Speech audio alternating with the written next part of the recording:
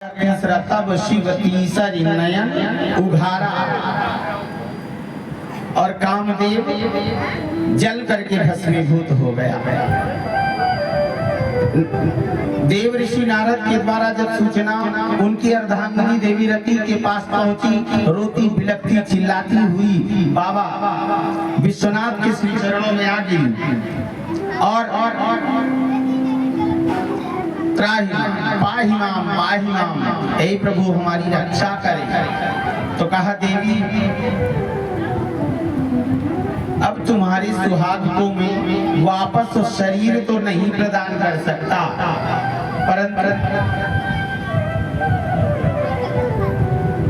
उन्होंने कहा मेरा आशीर्वाद है क्या कि कृष्ण तनय होई पति तोरा, कृष्ण तनय होई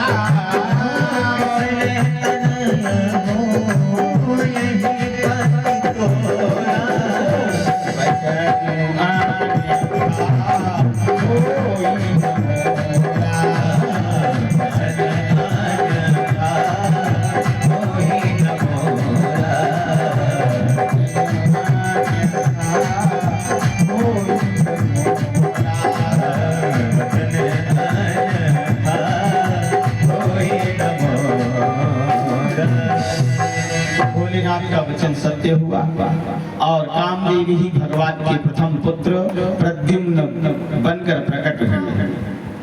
और आप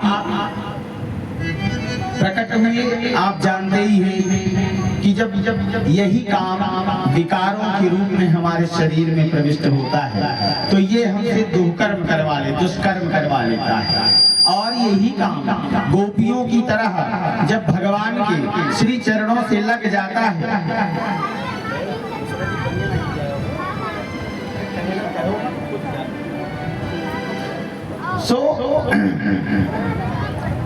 यही काम जब विकार के रूप में हमारे शरीर में आता है तो ये हमें हमारे द्वारा दुष्कर्म करा लेता है। और जब यही काम गोपियों की तरह भगवान के चरणों में लग जाता है तो भगवान की प्राप्ति करा देता है। सो आज कामदेव भगवान के पुत्र प्रद्युम्न के स्वरूप में पधारे और छद्म वेश धर करके शंबरासुर नाम का राक्षस उनका हरण कर ले गया।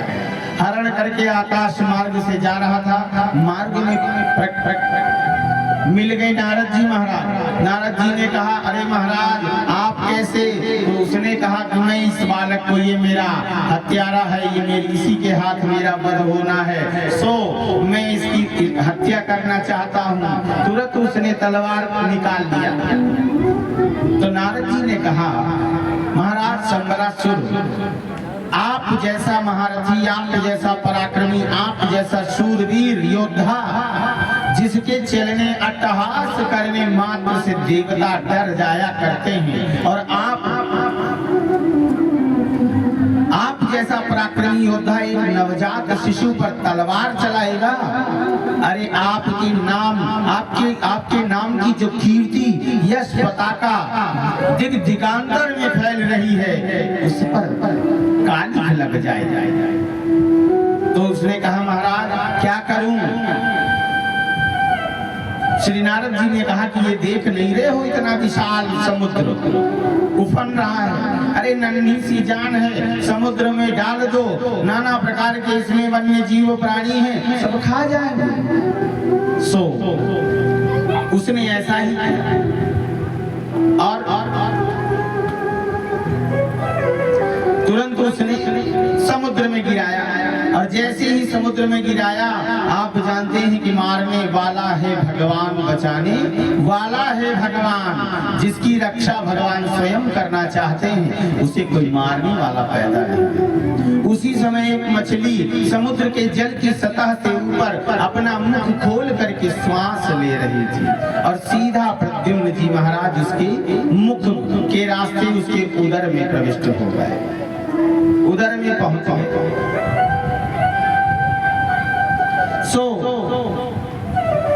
प्रद्युम्न जी की रक्षा हो गई। और दूसरे दिन एक मछुआरे ने उसी मछली को जाल में फंसा लिया। इतनी सुंदर मछली देखा तो उसने सोचा कि ये इतनी सुंदर मछली है, अब इसे मैं बाजार में बेचने नहीं ले जाऊंगा, आज इसे अपने महाराज को उपहार में दे देता हूँ। लेकर के मछली राज दरबार में शंबरासुर के पहुंच गया। उसने कहा, सरकार, एक बड़ी सुंदर मछली मुझे प्राप्त हुई है और मैं चाहता हूं कि आपको इसे उपहार दे दूं। राजा शंबरासुर उसकी स्वामी भक्ति से अत्यंत प्रसन्न हुआ और नाना प्रकार की मोहरे आदि उपहार में उसको दिया और अपने रसोइयों को बुलाया कि ले जाओ और इसका बढ़िया सा सुंदर व्यंजन तैयार है। अब इधर श्री नारद जी ने दौड़ लगाई और देवी रति को बताया कि आपके पतिदेव शंबरासुर के महल में पहुंच गए हैं। सो देवी रति ने छद्म रूप धारण करके और पहुंच गई शंबरासुर के महल में और उनका लालन पालन करने लगी। थोड़ी दिनों में श्री प्रद्युम्न जी महाराज युवा हो गए। युवा हो गए। अब जब युवा हो गए तो देवी की दृष्टि प्रद्युम्न जी के लिए बदल गई। प्रद्युम्न जी ने पूछा, भैया देवी एक बात बताओ, आप मेरा कर तो रही हो लालन पालन, परंतु आपकी भावना मुझे समझ में नहीं आती। माँ की ममता जो होती वो और होती है पुत्र की। सो उन्होंने बताया कि स्वामी, भवान नारायण सुतः शंबरेणा हतो गृहा और अयं तेधिकृता पत्नी रतिः कामो भवान प्रभु। आप साक्षात नारायण स्वरूप द्वारिकाधीश के पुत्र हैं और मैं अनंत कोटि जन्मों से आपकी अर्धांगिनी हूँ। मेरा नाम रति है, परिचय प्राप्त हुआ और आपका सबसे बड़ा दुश्मन ये शंबरासुर है। आपका अवतरण इसी हेतु हुआ है कि आप उसका उद्धार करें। अब शंबरासुर, प्रद्युम्न जी महाराज ने शंबरासुर को ललकारा, दोनों में भयंकर युद्ध हुआ और सैन्य शक्ति के साथ शंबरासुर का नाश करके अपनी पत्नी देवी रति के साथ प्रद्युम्न जी महाराज द्वारिका पहुंचे। अब यहाँ पर जरा ध्यान देने योग्य विषय है। क्या ध्यान देने योग्य विषय ये है कि अब किसी का छोटा सा लाला गुम जाए, किसी का छोटा बच्चा 1 महीने का गुम जाए और जब लौट करके आवे तो वो अपनी बड़ा हो जाए और अपनी बहू को भी साथ में लेके आ जाए। आप विचार करें कि ना बारात ले जाना पड़े, ना बैंड बाजा करना पड़े, ना मोटर गाड़ियां करनी पड़े और ना अंग्रेजी बाजा बजवाना पड़े और बहुरिया आ जाए घर में। क्यों दूबे? कितना बढ़िया मामला, खर्चा एक पैसे का नहीं, लालन पालन भी कोई कर दे और दूध भी कोई पिला दे, बड़ा भी कोई और कर दे और उसके बाद बहू को लेके आ जाए, तब तो बड़े आनंद। अब देवी रुक्मिणी के आनंद का पारावार नहीं रहा। वो बेचारी बहू रानी को पा करके एकदम वारी न्यारी है रही। सुखदेव जी कहते हैं कि परीक्षित, प्रभु के और भी विवाह प्रभु के और भी विवाह हुए और परीक्षित बोले, और विवाह कहाँ कहाँ हुई है, ये महाराज जरा कृपा करके बताइए।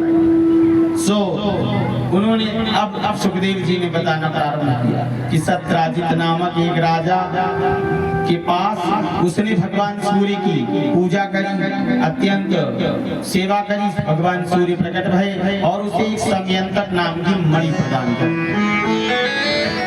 उस मणि की विशेषता यह थी कि 8